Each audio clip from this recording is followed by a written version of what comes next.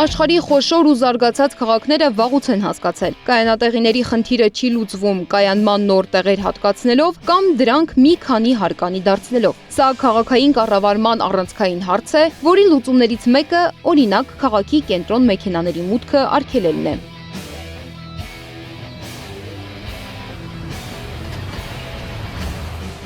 Եվրոպայում, Ամերիկայի Միացյալ Նահանգներում եւ Ասիայում կայանման քաղաքականությունը կառուցվում է մի քանի հիմնական սկզբունքների վրա։ Քաղաքների կենտրոնում գործում են վճարովի եւ ժամանակով սահմանափակ կայանատեղիներ, որոնք նախատեսված են կարճատև կանգառների համար։ Որքան մոտենում ես կենտրոնին, այնքան բարձր է գինը, ծայրամասերում ավելի մատչելի է։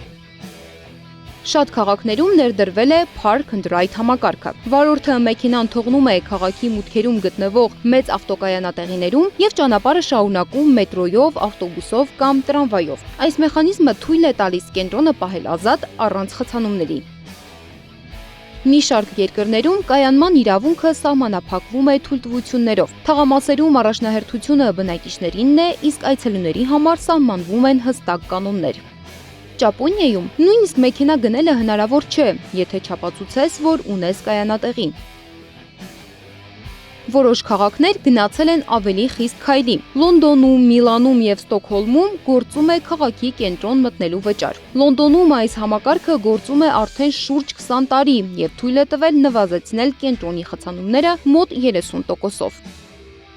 Քաղաքաշինական տեսանկյունից լայնորեն կիրառվում են բազմահարկ եւ ավտոմատացված կայանատեղիները, հատկապես այնտեղ, որտեղ հողատարածքը սահմանափակ է։ Սինգապուրում եւ Շանհայում այս համակարգերը համադրվում են խիստ վերահսկողության հետ մեքենաների քանակը վերահսկելու նպատակով։